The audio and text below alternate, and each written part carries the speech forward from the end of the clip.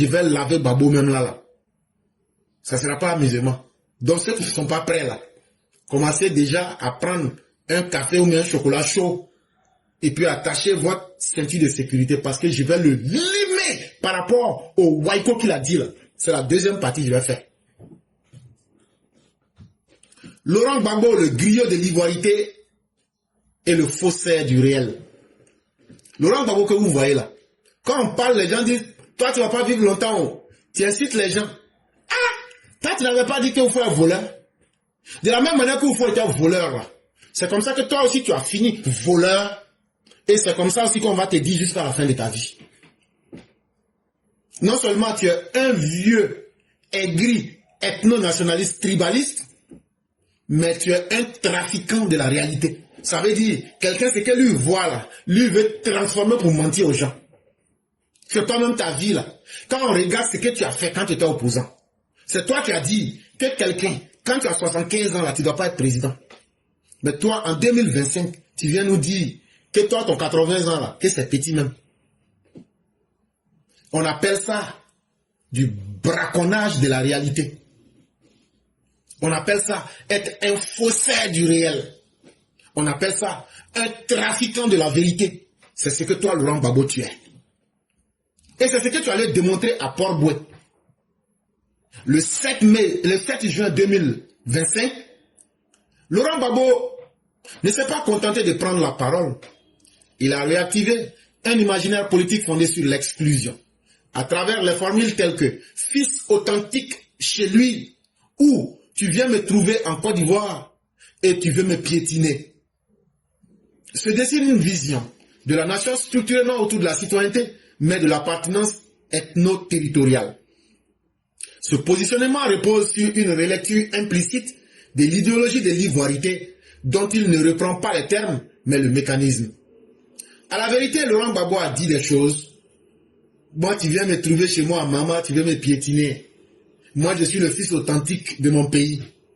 En réalité, qu'est-ce qu'il veut dire? Il dit, Alassane Ouattara est burkinabé. Alassane Ouattara ne peut pas venir pour être président en Côte d'Ivoire. Qu'est-ce que Laurent Gbagbo voulait prouver? Que Alassane Ouattara ne doit pas être président. Et derrière Alassane Ouattara, tous ceux qui se sentent en Alassane Ouattara, s'ils n'appartiennent pas à la tribu de Laurent Gbagbo, c'est qu'ils ne sont pas des Ivoiriens. Et donc en réalité, ce qu'il a utilisé en d'autres mots, il n'a pas eu le courage de s'assumer. Au quartier là, on dit il n'a pas les couilles. On dit son Tama Robert là se lève pas. Sinon là, pour quelqu'un qui se lève là, tu dis ce que tu penses. Mais il n'a pas eu ce courage là. Donc il a tourné avec des mots. Chez moi, maman là-bas, tu ne peux pas aller me piétiner, des trucs comme ça. Comme si la Côte d'Ivoire, c'est maman qui était à la Côte d'Ivoire. Mais en réalité, Laurent Gbagbo vous montre qu'il est attaché à l'ethno-nationalisme, à l'ethno-territorialité. Ça veut dire à la haine.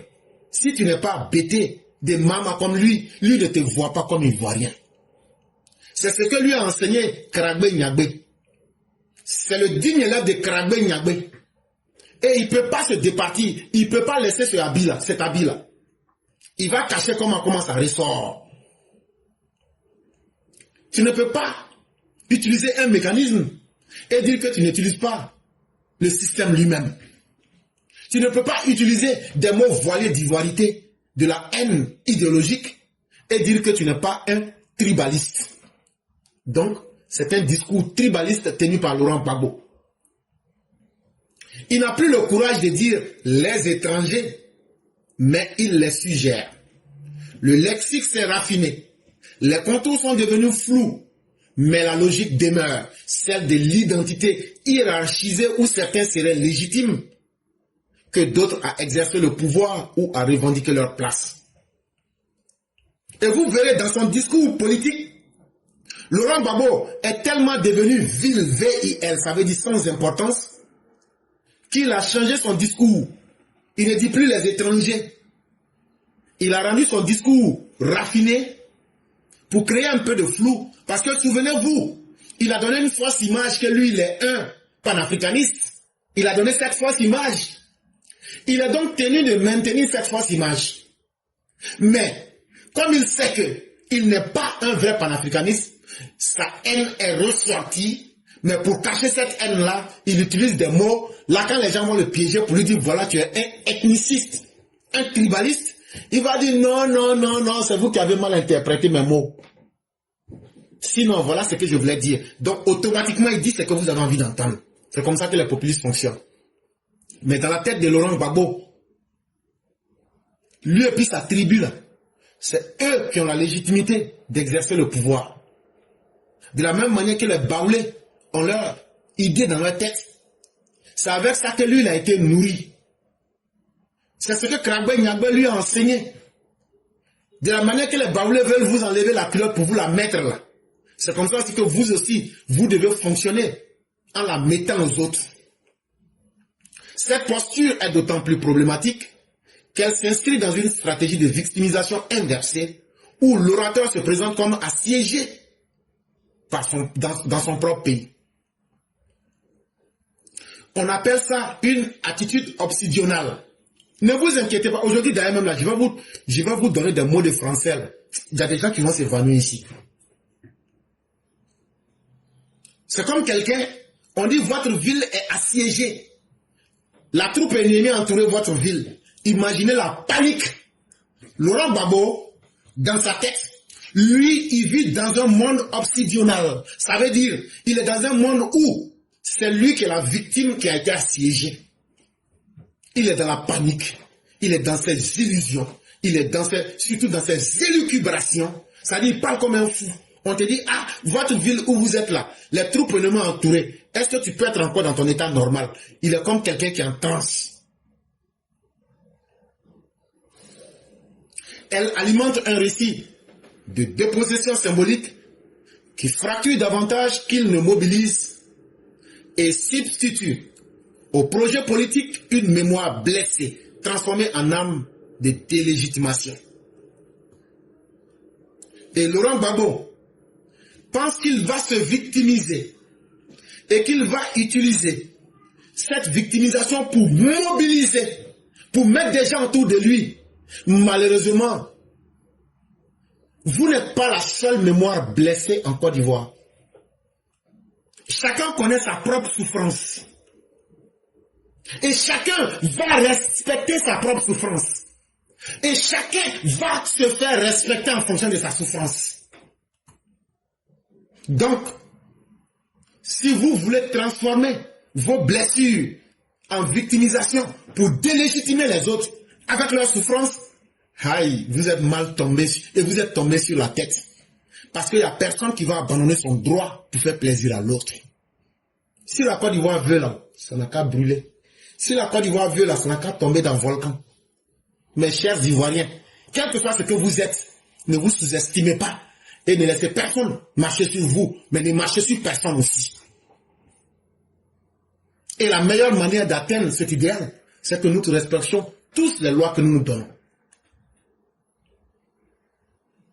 Mais l'histoire est devenue aujourd'hui le meilleur ennemi de l'historien Laurent Gbagbo. L'histoire que lui, il dit avoir appris là, c'est ça sa spécialité. Mais il est devenu un historien qui cherche toujours des histoires. Et ces histoires sont devenues les meilleurs ennemis de Gbagbo. Et ces histoires sont en train de corriger Laurent Gbagbo aujourd'hui. Est-ce qu'on peut demander mieux que ça? Gbagbo ose déclarer. C'est une analyse politique de la situation que je vous fais maintenant. Et donc, Gbagbo dit dans son discours que c'est lui qui a fait d'Alassane Ouattara candidat en 2010. Comme diraient les Anglais, very good. Mais Laurent Gbagbo vient ici. Il faut nous expliquer. Tu travaillais au Conseil constitutionnel en 2010. En 2010, là, comment s'appelait l'institution où les gens partaient déposer les dossiers pour être candidat à la présidence de la Côte d'Ivoire? Ça s'appelait le Conseil constitutionnel. Tu travaillais là-bas. Il faut répondre. Je te dis, un historien qui ne fait que chercher des histoires aura des problèmes. Et ces problèmes-là vont devenir des ennemis qui vont corriger ces historiens. C'est ce qu'ils sont en train de faire là. Arrête de mentir aux gens. Tu étais chef d'État. Tu n'étais même pas président en 2010. Parce que pour être président, il faut avoir été élu. Guy Robert était chef d'État. Mais Guy Robert n'a jamais été président. Toi aussi là, à partir de 2005 là, tu n'étais plus président de la Côte d'Ivoire. Tu étais là de façon illégale. Parce qu'il y avait la guerre. Et donc là, tu n'avais aucun pouvoir en réalité. Si on partait sur les accords de Marcus et de Kléber, tu n'étais rien en Côte d'Ivoire. Mais malgré que tu n'étais rien là, tu allais mentir aux gens que c'est toi qui as fait qu'Alassane Ouattara est devenu candidat.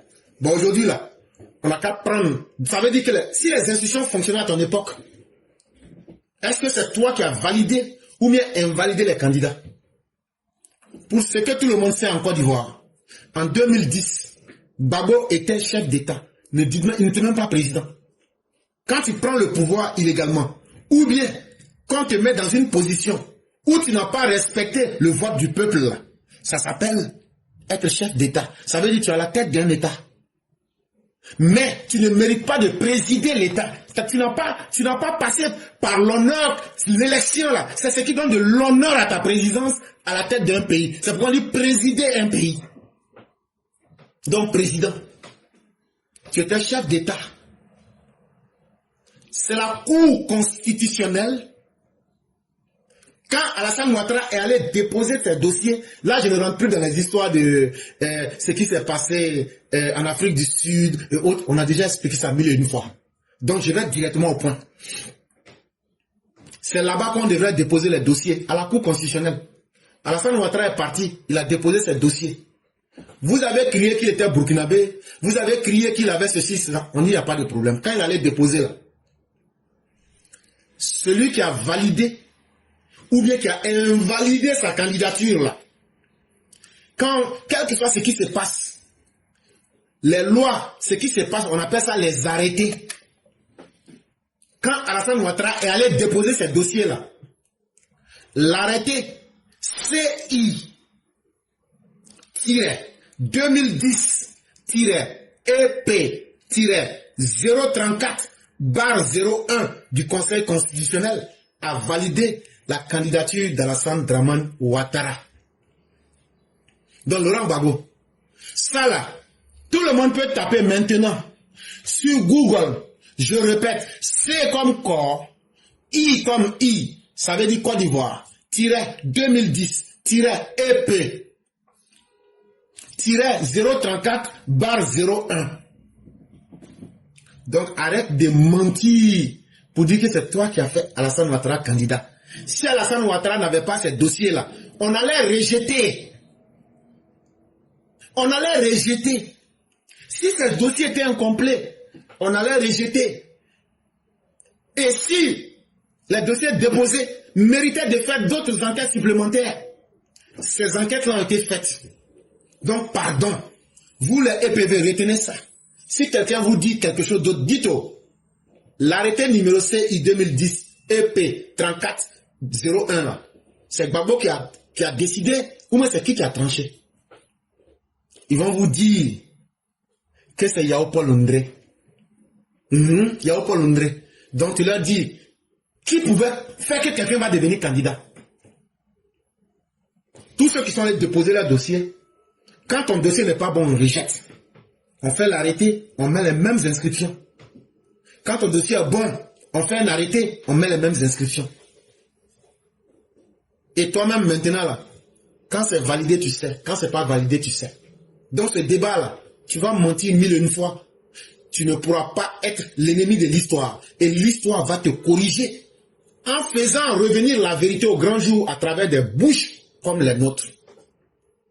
J'espère qu'aujourd'hui, cette question est close et elle est claire dans la tête de tout le monde. Alassane Ouattara n'a pas été accepté par pitié. Alassane Ouattara n'a jamais été un candidat par défaut. Alassane Ouattara n'a jamais été un candidat par complaisance. Il a déposé ses papiers et il a respecté les lois de la République. Mais aujourd'hui, en 2025, toi, Laurent Gbagbo, tu contestes les lois de la République. Et tu veux qu'on te fasse des faveurs. Bon, Alassane Ouattara, là, lui, il avait au moins accepté les lois de la République. Mais pourquoi toi, tu ne peux pas accepter ça? Et l'histoire te rattrape aujourd'hui fatalement.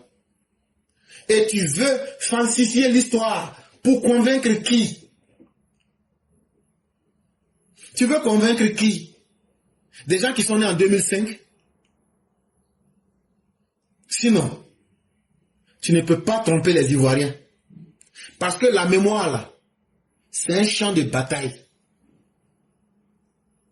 Et les faits sont taillés comme du diamant. Ce qu'on prend pour tailler le diamant, là, c'est pas un musulman, c'est des lasers. Quand la mémoire d'un peuple retient une vérité, c'est comme au champ de bataille. On n'oublie pas les détails. Donc Laurent Gbagbo, tu peux mentir, mais ça fera rire les Ivoiriens. Il s'invente tour à tour, juge suprême, sauveur incompris, martyr national, rédempteur autoproclamé. Il distribue une distribution complète des rôles pour un homme seul en scène. Laurent Gbagbo, il s'est présenté même comme le Rambo même de Mama. C'est lui qui a fait que la femme Ouattara est devenue candidat. C'est lui qui a sauvé la Côte d'Ivoire quand les rebelles ont attaqué. Lui, Laurent Gbagbo, que vous voyez là, lui, il doit faire pitié à tout le monde. Lui, il est un martyr. Mais, en même temps, là, lui, il est un mini-goudoumé. Ça veut dire quelqu'un qui est revenu du royaume des morts. Donc, on doit verser les pains wax là et puis lui doit marcher dessus. Des choses qui devraient faire honte. Tout un tas de mensonges. Mais toi seul, tu peux jouer tous ces rôles-là. Si on te met toi seul là, faut jouer tous ces rôles-là. Papa, c'est trop pour toi. Ce casting héroïque lui permet d'effacer d'un revers de la main le chaos de 2010, comme si son refus de céder le pouvoir n'avait été qu'un malentendu technique. Laurent Gbagbo, on retient que tu es un individu belliqueux, un homme qui manque de courage dans tous les sens, un homme qui n'a pas le courage d'assumer son propre bilan. Du 26 octobre 2000 jusqu'au 11 avril 2011, tu n'as servi que le chaos aux Ivoiriens.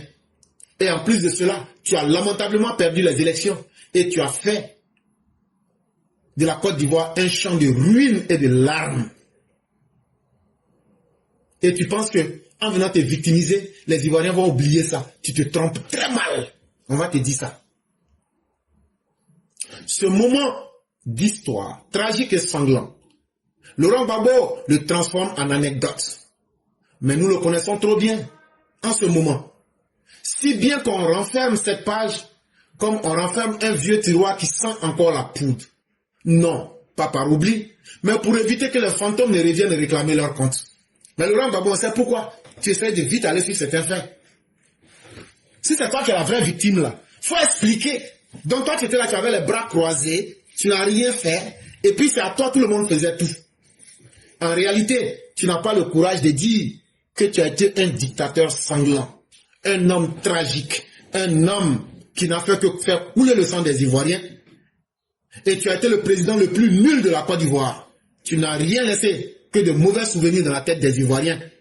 Et donc, si tu penses que tu es une victime, les gens à qui tu as pris la vie de leurs parents à travers les escadrons de la mort, les gens, les fils de l'Ouest que tu as sacrifiés à la mort en gardant tes cousins et tes parents à Mama, les gens que vous aviez assassinés, si tout cela, eux doivent venir demander vengeance, tu vas vite faire de comprendre que c'est toi qui dois plus de comptes à quiconque en Côte d'Ivoire. Parce que tu as été le président le plus criminel de la Côte d'Ivoire, le plus sanguinaire. Ce qu'on retient de toi, ce sont les objets honteux, des gros monuments stupides, placés dans tous les carrefours, avec des ossements humains et des pratiques mystiques des plus abjectes. Ça là, c'est ça que les gens retiennent de toi. Mais comme toi-même là, tu ne sais pas ce qu'on appelle la honte. Tu penses que les gens ont oublié. Parce que tu penses que si tu ne parles pas de ça, les gens vont oublier. Mais tu te trompes très mal. Nous, on sera là. Comme des gens figés dans le passé pour rappeler ce que tu es. Mais justement, ce qui rend Laurent Gbagbo extrêmement dangereux, ce n'est pas ce qu'il dit. C'est ce qu'il croit encore possible. Parce que Laurent Gbagbo fait tout ça. Ce n'est pas les paroles qu'il dit, hein. C'est pas ça qui le rend dangereux. Mais Laurent Gbagbo, dans sa tête, qu'est-ce qu'il peut encore faire qu'il n'a jamais fait là? C'est ça qui le fatigue.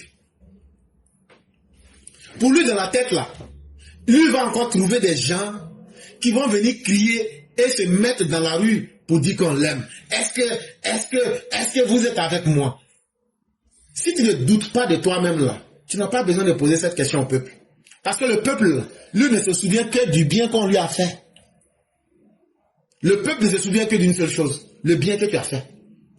Mais si toi, tu t'en vas dans un meeting, tu demandes, est-ce que vous êtes avec moi? Ça veut dire que toi-même, Babo, tu doutes de toi-même et tu sais que le peuple n'est pas avec toi. Parce qu'ils n'ont rien retenu de toi. Parce qu'il n'y a rien de bon que tu as laissé. Que l'histoire a fait une pause pendant son absence, il revient en acteur principal d'un film où il n'est pas un figurant. Il ne bâtit rien, mais rabâche. Il ne projette rien, mais reproche. Il s'imagine héroïque, mais tragique d'un récit épique, alors qu'il n'est plus que l'acrobrion dans le tissu silencieux du développement en marche. Mais Laurent Gbagbo, laisse-moi te dire ceci. L'histoire de l'humanité évolue. Quand tu allais te faire mettre en prison là, à la haie là, la Côte d'Ivoire a évolué.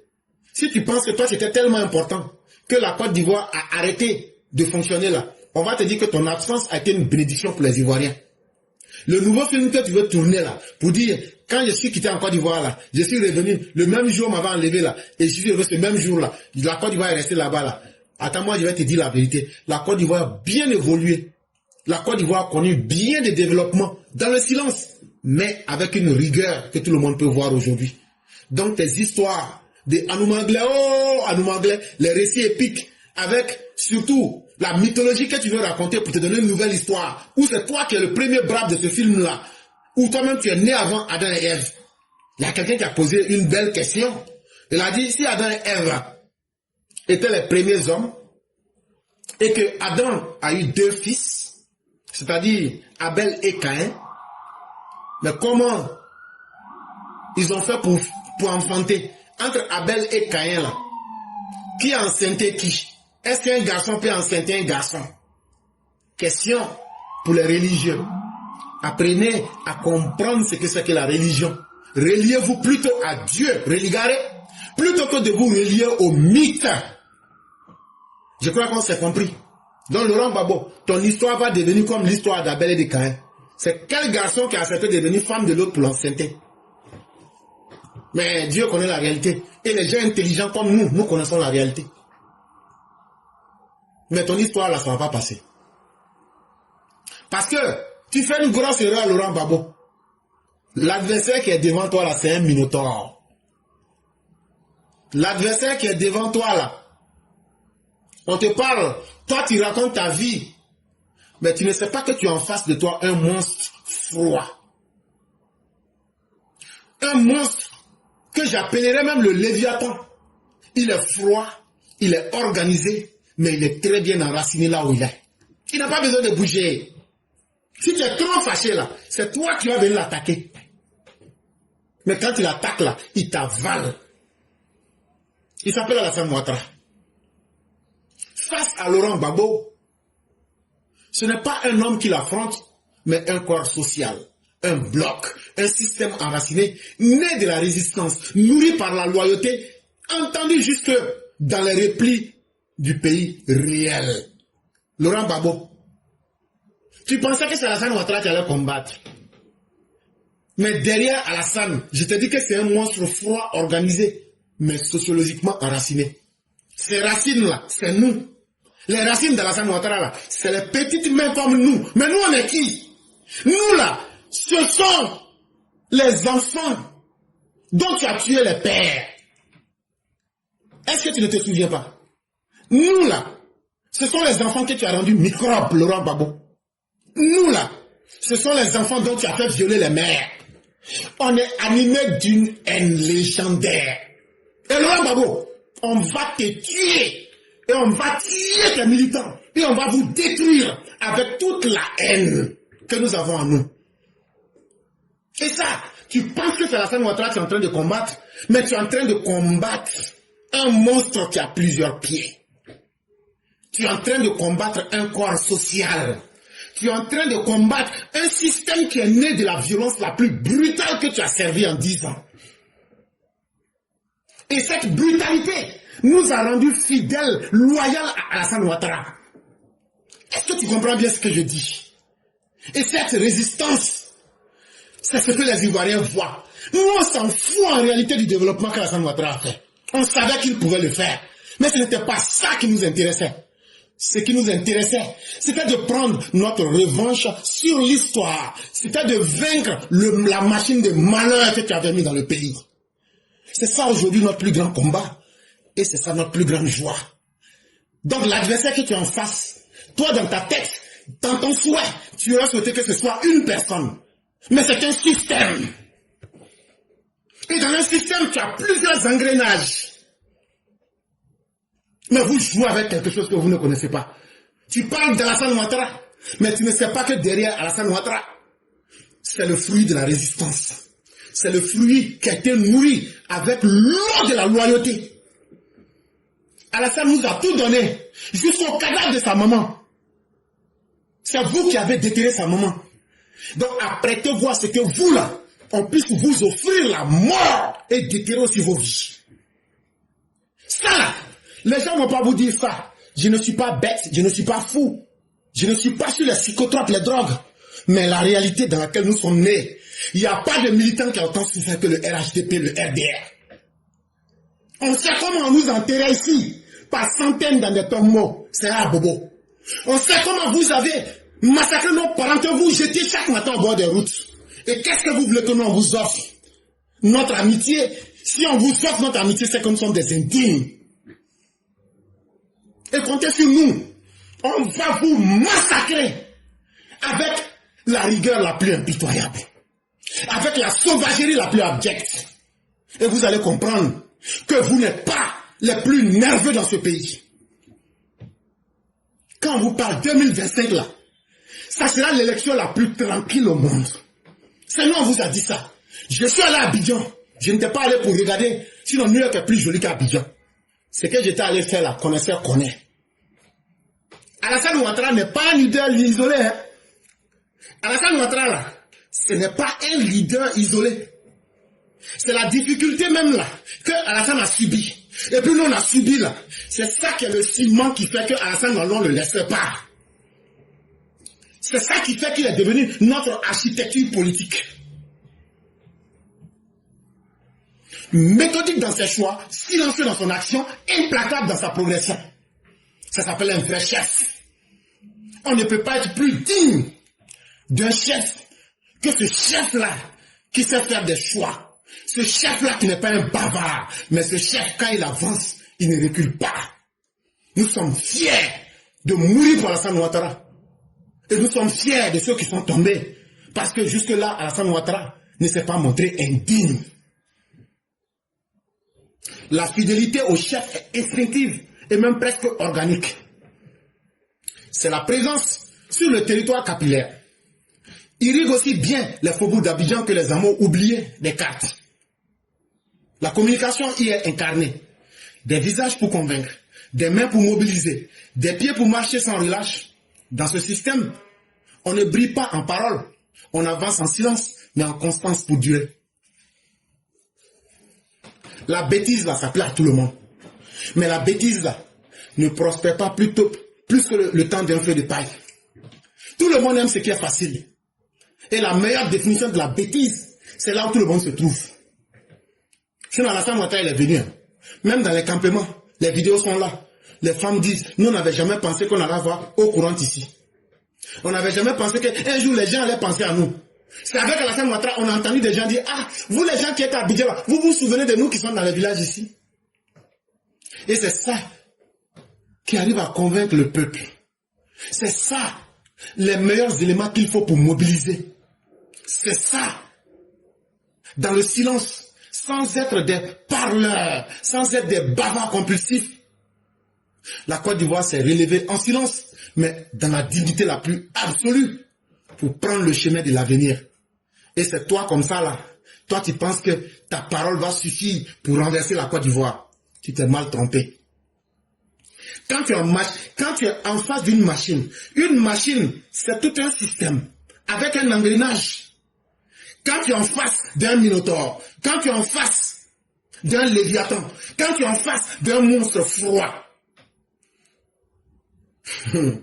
ta nostalgie, Laurent Gbagbo, ça va même pas te suffire. Non, le passé, on s'en fout de toi, ton passé. Ton passé n'est pas plus important que le passé des Ivoiriens, le passé de la Côte d'Ivoire. Donc là, ta nostalgie là, nous on chie dessus et puis on met ça à la poubelle. Les voyous qui sont allés t'écouter à Port-Boué là, Gbagbo, je vais te dire, moi-même j'avais mes gars placés là-bas. J'avais mes gars placés là-bas. Et si je mens là, Dieu est témoin. Mais ceux qui ont suivi TikTok hier, il y a un même qui est sorti, dit, ah on était là-bas, on attend d'attendre, mais pas le mouvement. De toute façon, on allait vous sogo là. Vous allez comprendre. Partout où vous faites les meetings là, on est là, on vous regarde. Mais c'est quoi on voulait là? On leur a dit, vous n'attaquez pas. Mais s'il y a un petit froufrou là, défoulez-vous. Mais pourquoi vous ne vous êtes pas défoulé? Alors que vous êtes nerveux. Mais quand tu es nerveux là, tu te défoules. Pourquoi vous ne vous défoulez pas? Vous savez où? À l'époque où la Gbagbo dit qu'ils avaient des gourdins, non? Mais avant ça, je vous avais dit quoi? Quand vous attendez dans les 4 heures les gourdins. À Port-Boué là, même pour dire ce qu'il pense, il n'a pas pu. Il tourne autour des mots. Ça veut dire que ce que je dis là, ses yeux ne sont pas cassés, vos yeux ne sont pas cassés. Donc là, c'est pas qui a beaucoup parlé, ou mais qui a le verbe haut là. Ça ne fait plus recette. La stratégie du silence, on appelle ça en anglais the cold treatment. Le traitement du silence là est plus utile que le bavardage. Et ça, les Ivoiriens l'ont compris aujourd'hui. Qu'un homme sérieux, ça ne parle pas beaucoup. Et quel est l'homme qui parle le peu en Côte d'Ivoire? Tout le monde le connaît. Quand il sort là, c'est jour d'indépendance, ou bien c'est jour de la fête de fin d'année. Voilà où lui il parle. Sinon c'est nous là, on vient prendre notre temps pour parler. Donc Laurent Gbagbo, tu es un troubadour fatigué. Un troubadour là, c'est un amuseur public. Qui s'en va chanter pour les gens et puis ils font rire les gens. On peut les appeler aujourd'hui des zozos. Tu es un zozo qui ne fait que soupirer de sa propre fatigue. C'est toi-même là, tes propres péchés là. Ce sont les poids qui sont sur toi. Et c'est ça qui te fatigue. Quand toi tu parles là, c'est comme si c'est toi qui fais bouger la Côte d'Ivoire. Alors que la Côte d'Ivoire t'a dépassé il y a longtemps, vieux. Toi tu penses que quand tu es allé dans ton bunker là, l'histoire avait pris congé. C'est ce qu'on appelle l'histoire là. L'histoire avait pris congé. Comme Gbagbo, il est dans son bunker là. Moi, je vais m'arrêter. Je vais aller peut-être quelque part pour me reposer. Donc là, tu vas nous parler pendant 1000 ans de la Côte d'Ivoire. Ce que tu dis là, nous, on ne regarde plus ça. C'est la Côte d'Ivoire qui avance là. C'est ce que les vrais Ivoiriens regardent. Donc tes comptes de faits là, ça n'intéresse pas les Ivoiriens. Les Ivoiriens disent de te dire qu'ils sont fatigués d'un vieux griot fatigué qui récite ses propres défaites. Les Ivoiriens disent de te dire que tu es un vieux griot fatigué qui ne fait que réciter ses propres défaites. On n'en a plus envie. Nous, on n'a plus envie d'un bandit qui vient nous dire voilà ce que je n'ai pas fait, voilà ce que j'ai fait. Ça nous fait honte. Ça là, on va te dire ça. Les Ivoiriens disent de te dire que eux là, depuis que Ouattara est venu en Côte d'Ivoire là, eux là, quand tu dis que tu es homme politique, ils demandent est-ce que tu es bâtisseur? Ils ne veulent plus d'amuseurs publics. Ils ne veulent pas des pleurs d'épopées avortées. Et on n'a pas besoin des gens qui sont des avortants face au plan d'avenir.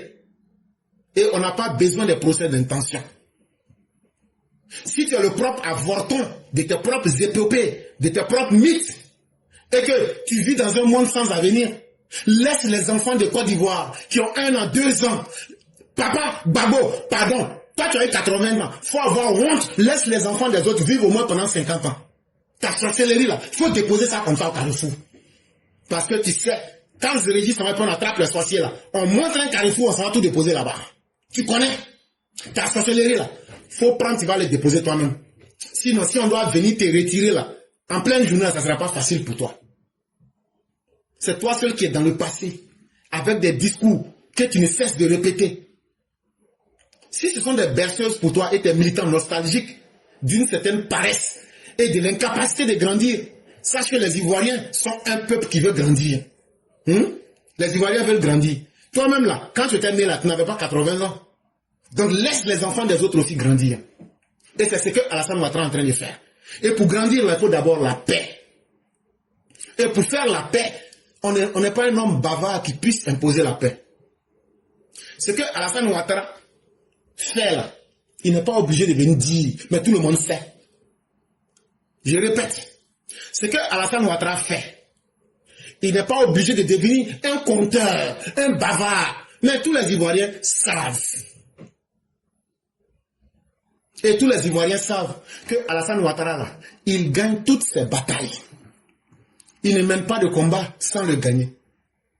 Et donc là, si tu as vraiment la peau solide, tu as une belle peau de facochère, on te dit bienvenue dans le monde réel.